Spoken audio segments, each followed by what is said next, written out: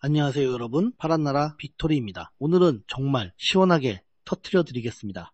김건희 일가의 집사 김혜성까지 줄줄이 구속되고 윤석열이 감옥에서 실명위기 연기질하는 꼴불견 소식까지 한 번에 정리해 드리겠습니다.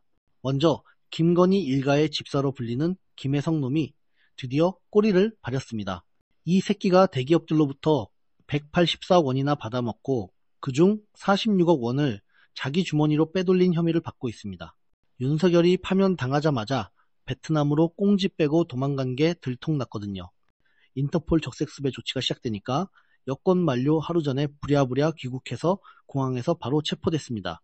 이놈이 공항에서 하는 소리가 가관입니다. 그 어떤 불법적이거나 부정한 일에 연루된 바 없다고 뻔뻔하게 거짓말하고 있어요. 정말 김건희 일가답습니다. 끝까지 뻔뻔하네요. 특검이 밝혀낸 바로는 대기업들이 자본 잠식 상태였던 IMS에 투자하게 된 배경에 김건희가 있었다는 겁니다. 김건희가 뒤에서 줄 당기고 돈 빼먹게 해준 거죠. 그런데 더 가관인 건 감옥에 있는 윤석열입니다. 이 새끼가 지금 실명 위기라며 또 연기질하고 있어요. 그런데 법무부가 오늘 공식적으로 사실과 다르다고 박살냈습니다. 건강 상태에 큰 문제가 없고 필요한 시술을 받지 못해 실명위기라는 주장도 완전히 거짓말이라고 밝혔거든요.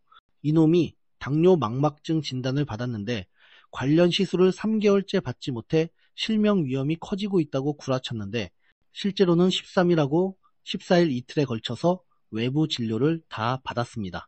그런데도 국민의힘 나경원은 내란물이 인권탄압 망신 주기가 심각한 지경을 넘어섰다며 정치보복의 끝판이라고 개소리하고 있어요. 숯갑과 전자발찌 착용한 채 진료받은 것도 문제 삼는데 법무부가 단칼에 베어버렸습니다. 출정 시 수용자에게 수갑 등 조치를 취하는 건 관계 법령에 규정된 통상의 조치라고요. 당연한 거 아닙니까? 내란 수괴가 무슨 특별 대우 받을 자격이 있다고 생각하는 거예요? 더 웃긴 건 윤석열이 구속된 이후 건강 악화를 핑계로 특검 조사와 내란 재판 모두 출석을 거부하고 있다는 겁니다. 의사들이 조사나 재판에 가는 거에 큰 문제가 없다고 했는데도 계속 빼고 있어요. 진짜 비겁한 놈입니다. 그리고 국민의힘 전당대회 소식도 한심합니다.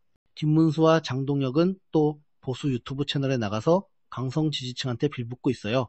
김문수는 장외에서라도 강력한 투쟁을 통해서 이재명 정권의 폭주를 막겠다라고 개소리하고, 장동혁은 윤석열 부부 구속을 거론하며 있을 수 없는 일이라고 헛소리했습니다. 반면에 안철수와 조경태는 단일화도 못하고 있어요. 한동훈이 이대로 가면 국민에게 버림받는다며 두 후보의 단일화를 촉구했지만 소용없습니다. 결국 김문수가 당대표 될 가능성이 높아 보이네요. 국민의힘은 정말 답이 없습니다.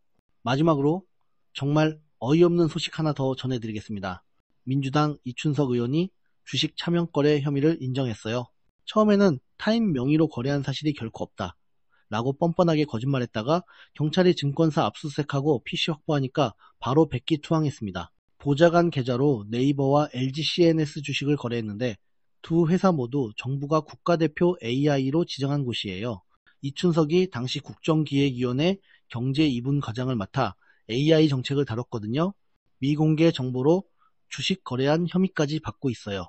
국회의원이 금고 이상의 형을 확정받으면 의원직이 상실되니까 이놈도 끝입니다. 정치인들이 왜 이렇게 돈에 눈이 멀어서 쪽팔린 짓을 하는지 모르겠어요.